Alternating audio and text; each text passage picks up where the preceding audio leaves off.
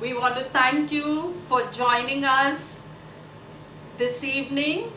We thank you for coming for our Zoom meeting, the Wise Women. We welcome you all to Abundant Life International. Our topic today is Prepare for Your King. Amen. Amen. And the text is Esther 2, 9 to 18. During this time of lockdown, some of us may have noticed that we don't look so presentable as the parlors are closed and no shopping, etc. And so I was reminded of Dr. Morris Cerullo, who whenever he came to India and preached to us, he always said, remove your mask, remove your mask. But nowadays, if you go out without a mask, they will shout at you, pinpoint at you and say, put on your mask, put on your mask. But in the spiritual sense, we have to remove the mask that is on us, and so that we can be natural and spiritual for His glory. Amen? Amen. Let us read the scripture from Esther 2 verses 9 onwards. Now the young woman pleased him and she obtained his favor. So he readily gave beauty preparation to her, besides her allowance. Then 7 choice maidservants were provided for her from the king's palace, and he moved her and her maidservants to the best place in the house of the women. Esther had not revealed her people or family, for Mordecai had charged her not to reveal it. And every day Mordecai paced in front of the court of the women's quarters to learn of Esther's welfare and what was happening to her. Each young woman's turn came to go into the king Artaxerxes after she had completed 12 months preparation according to the regulation for the women, for thus were the days of their preparation, a portion 6 months with oil of myrrh and 6 months with perfumes and preparations for beautifying women. Thus prepared each young woman went to the king, and she was given whatever she desired to take with her for the women's quarters to the king's palace.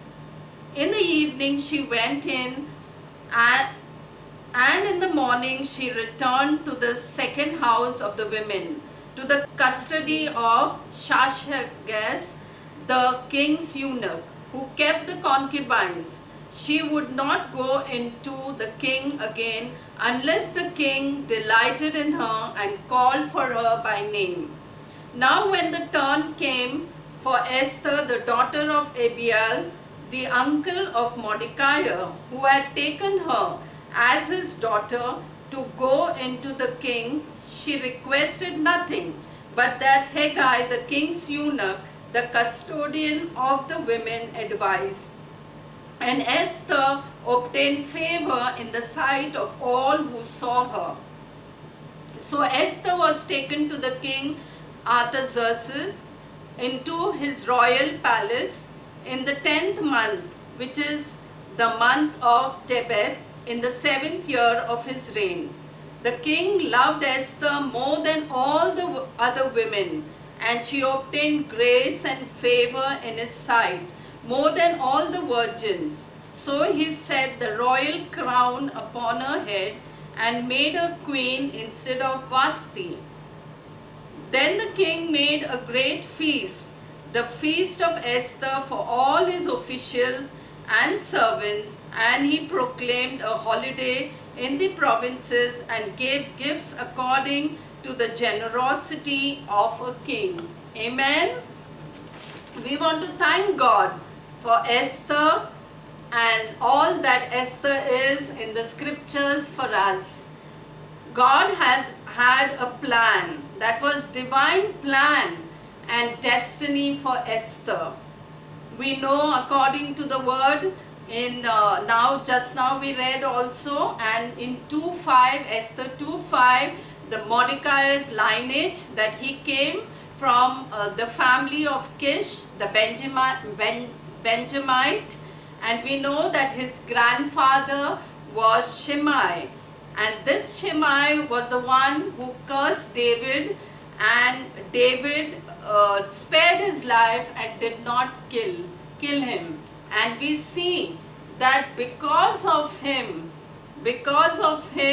today Mordecai was there, and Esther, and all that happened to God's people, for saving God's people. Amen. We know that Mordecai adopted Esther after her parents' death. He was her first cousin. And here let us reflect upon some of the qualities of Esther. First, her name is Hadassah, means myrtle, and Esther, which means star. Yeah, that was the Hebrew name, Hadassah. Now, putting both together, we see that star-like flower of the myrtle. Amen. She was pure, she was virgin, she was beautiful, though she was an orphan, a virgin who was favored by God. Let us look at some of the qualities, as we said. Submission. We see that Esther was very submissive. Wherever she was, whatever she did, she was submissive. She was submissive and obedient to Mordecai. And whatever Mordecai told her, she followed it. And she obeyed him in every way. Even at the king's palace, it was not easy. 12 months, that is 365 days or 366 days, we do not know, but she went through that treatment. It is so difficult sometimes, even women who love to go into parlors, and sometimes we feel, when are they going to finish this work? But here for 12 long months, Esther was submissive and obeyed, submitted to the eunuch, Haggai, who was in charge, and then even to the custodian, and wherever she went, she obeyed. And that's why she was prepared. She was fully prepared to meet the king at that day, one night with the king. This reminds me of the purification that the Jews have, and this purification ritual is generally a form of water-based ritual, which washing in Judaism for removal of any ritual impurities.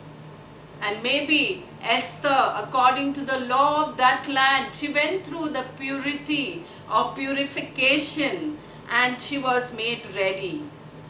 We see that sometimes this washing in Judaism or this purification ritual, washing of hands and other things, required full immersion, and either by natural river or running water. So that thing had to go through it, and so also Esther, she had to go through it. She had to be submissive as a vessel before those who were over her in authority, and Esther obeyed everything. So we want to thank God that Esther set an example for us. She not only was submissive, but she had other qualities that Esther had, that she was ready and she was confident that she was going to be accepted by the king. And it was such a terrible thing if the king rejected any woman or anyone. They have to be forever to be in prison, in the harem, and where all the unwanted people are there, servants, concubines, and unwanted people are in prison. And thank God, Esther passed this test, and she could be with the king. We see here she was full of wisdom. She was having this godly wisdom to tackle every situation that came her way, and she was victorious in everything. She was sacrificial, because later on we see in Esther 4:16, she said, if I perish, I perish. Yeah, so she was willing to die for a cause to save her people. We also see that she was brave, and she saw till the end those who destroyed or were trying to destroy. She saw the death and destruction of her enemies. Amen. So Esther was a brave woman, and we have learned so many things that she went through for that preparation period, and she was victorious and she could meet the king. So are we ready to meet our king? This reminds me of a story of Chitra. Many of us must have heard this story, and many of us must have read this story. But I will say this story in my own way as I have read it. There was one CEO who went to USA to attend a conference, and she stayed in a hotel, and then she extended her stays for 2 more days. And after she finished her stay, she went to the desk to do the payment.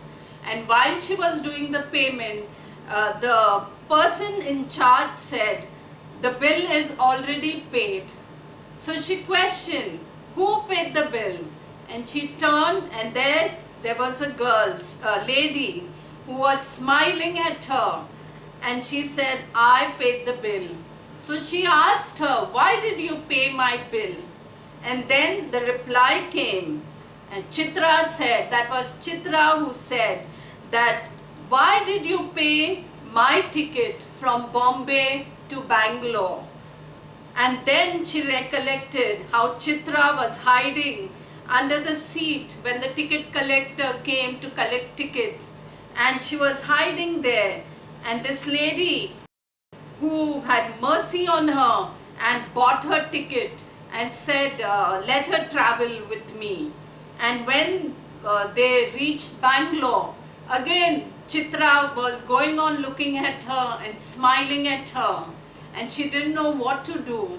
She took her with her driver in the car straight to an orphanage, and in this orphanage she told them to take care of Chitra, and she was going to pay for everything.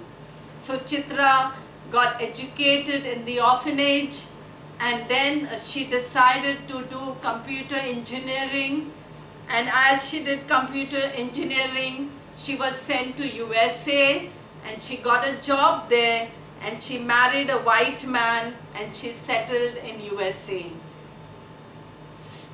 Look at this beautiful story of Chitra, how her destiny changed because one woman sacrificed that train ticket, who paid for her ticket, who paid for her education, who paid for her and was in touch with the authorities to see good of Chitra. God is going to use us women to look around and bless others who are in need. It may be difficult, it may be sacrificial, maybe we have to give one morsel less for our children, but we can feed someone else and it will change their destiny. And as we are ready to do it, God is going to be happy with each one of you, beautiful women. Amen? Jesus did the same for us. He shed His precious blood for us. He made a way for us. He redeemed us. He forgave us.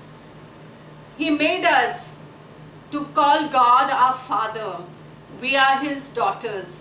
We are His sons. He paid the price for us so that we can enter into the holies of holy, and we can go in and bring our intercession to Him. Amen? Are you prepared to meet the King? He is giving you invitation, And right now, if you feel you're not ready, we can do the following things. First is we need to repent and turn ourselves from all things that are not of God. We will be prepared for our Master. Let us read 1 Samuel 7:3, which is talking about returning to the Lord and removing foreign gods. It says, if you return to the Lord with all your heart, remove the foreign gods from among you, and direct your hearts to the Lord and serve Him alone, and He will deliver you. Amen. He will deliver us from our enemies if we repent and turn back. And then the blessings will flow in our lives. Joel 2:12 and 13 says, return, turn and return your Lord your God to your Lord your God, for He is gracious and merciful, slow to anger and of great kindness, and He relents for doing harm. Amen. He will not harm you. He will love you. He will accept you. He will bless you. Second point is be ready. We need to be ready. Matthew 24:44. Therefore, you also be ready, for the Son of Man is coming at an hour you do not expect. Amen. He is coming and we have to be ready. Like the 10 virgins, we see 5 were wise and 5 were foolish. We need to be alert, awake, with our lamps burning with oil. Yeah, with oil burning and ready to enter when the King comes. Do not be like the foolish virgins who went to sleep, who were not bothered and did not carry that extra oil that was required.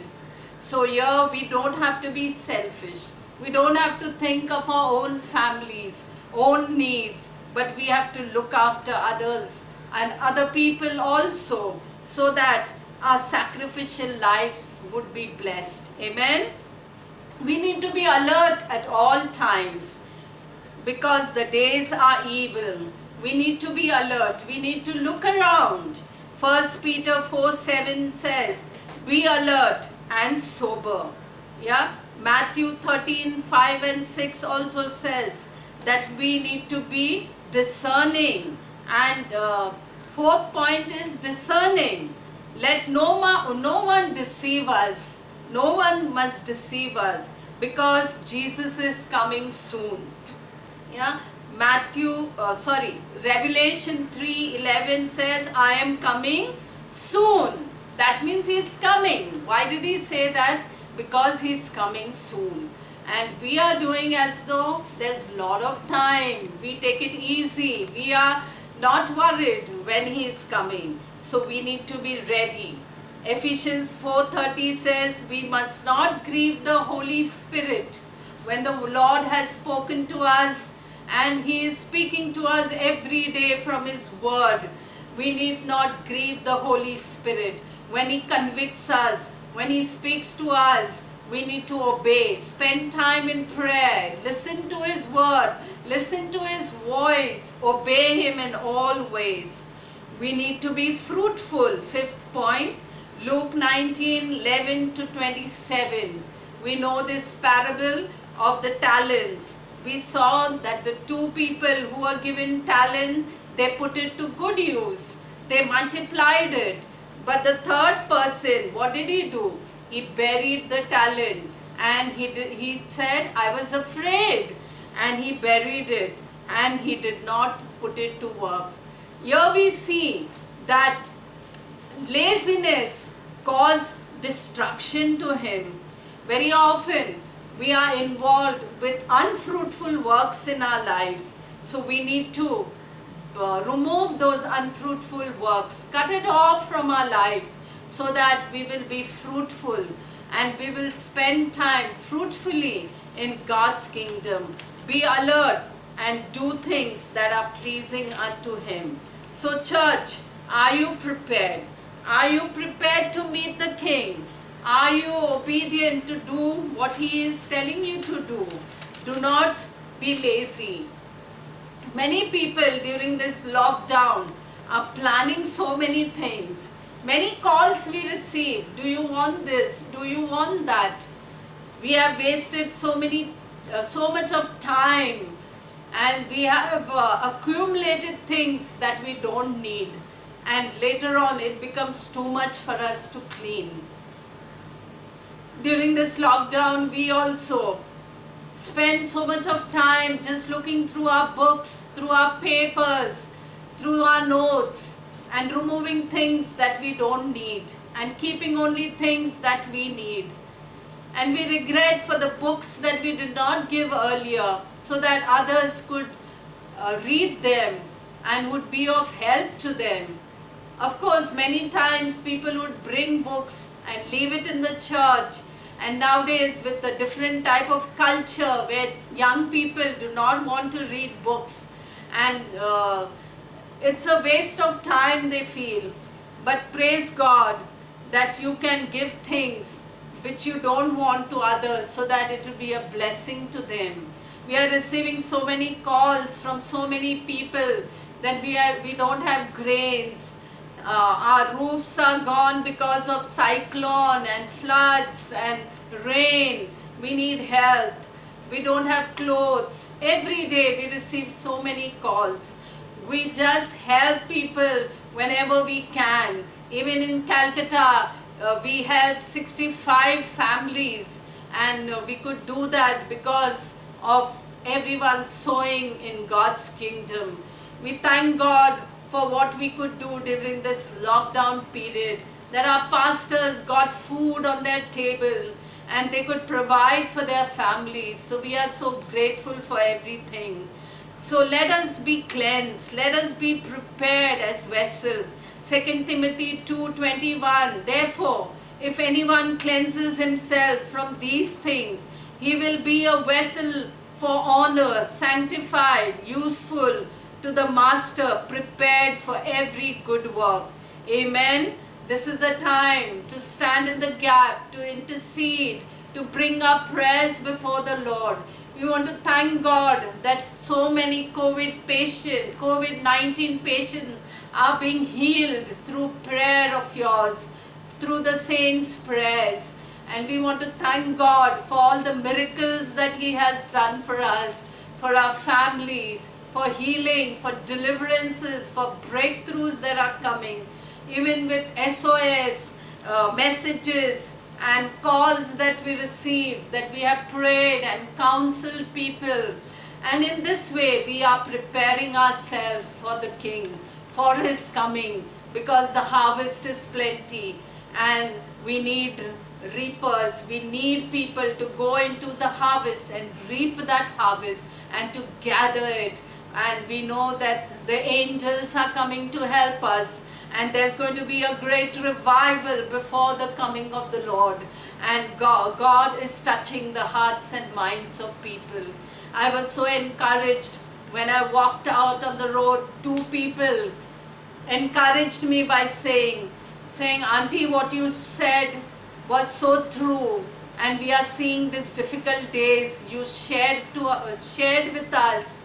And I said, thank God that they listened to the voice of the Lord, and now they are prepared. If you say repent, the Lord Jesus is coming. It's written in the Bible that these will be difficult days for us, and thank God they are listening. So friends, beautiful women, let us be ready. Thank you for coming on this program and being a blessing. May God bless you and use you mightily for His glory. Let me pray. Lord Jesus, we want to thank you for this beautiful lesson that we have learned from Queen Esther. Thank you, Lord, that she was submissive and she went through that process of being in the king's palace and allowing the treatment that she had to go through.